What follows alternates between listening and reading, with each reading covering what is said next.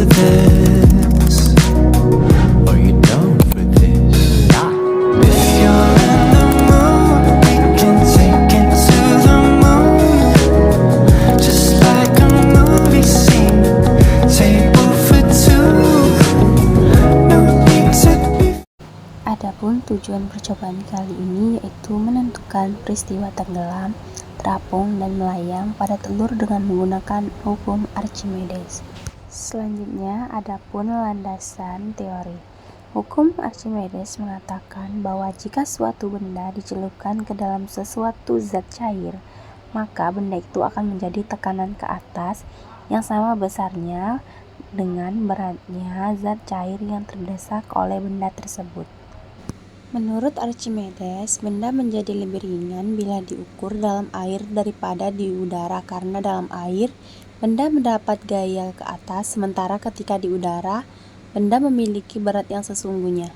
Selanjutnya, kami akan menentukan peristiwa tenggelam, terapung, dan melayang pada telur dengan menggunakan hukum Archimedes. Assalamualaikum warahmatullahi wabarakatuh.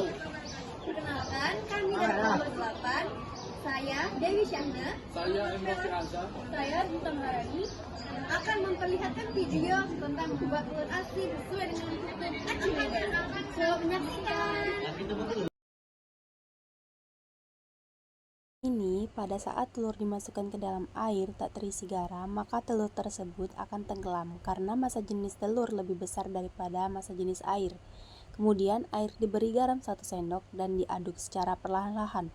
Telur masih juga tenggelam karena massa jenis telur masih lebih besar daripada massa jenis air. Kemudian pada saat air diberi 3 sendok garam dan diaduk secara perlahan-lahan, maka telur akan berada pada keadaan melayang. Hal ini terjadi karena massa jenis air sama dengan massa jenis telur. Garam di sini berfungsi untuk memperbesar massa jenis air.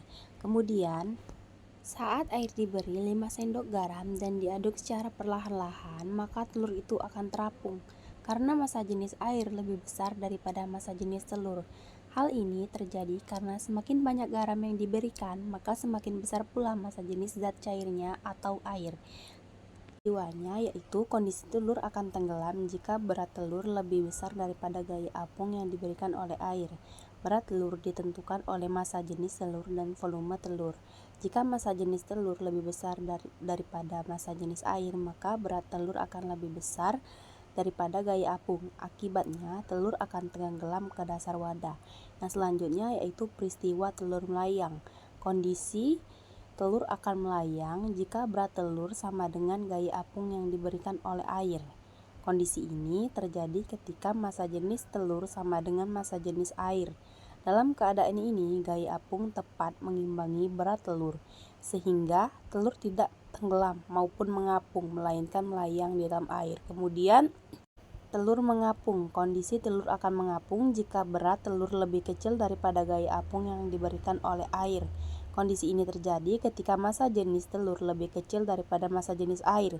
Gaya apung yang dihasilkan oleh air lebih besar daripada berat telur, sehingga telur akan terdorong ke atas dan mengapung di permukaan air. Di sini terjadilah peristiwa telur tenggelam, melayang, dan mengapung, yang dimana massa jenis air dapat diubah dengan menambah zat terlarut seperti garam. Semakin banyak garam yang ditambahkan ke dalam air, semakin besar massa jenis air tersebut. Hal ini menjelaskan mengapa telur yang tenggelam dalam air biasa dapat mengapung dalam air garam. Dengan menambahkan garam ke dalam air, massa jenis air meningkat hingga melebihi massa jenis telur.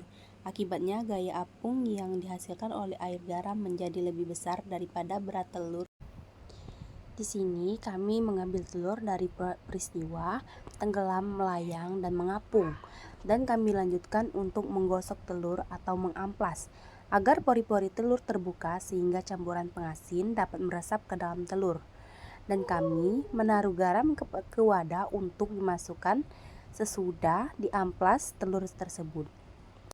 Masukkan garam secukupnya, lalu diaduk sampai merata dan melarut. Setelah itu, kemudian masukkan telur yang sudah digosok bersih. Tutup rapat dan tunggu fermentasi selama 1 minggu.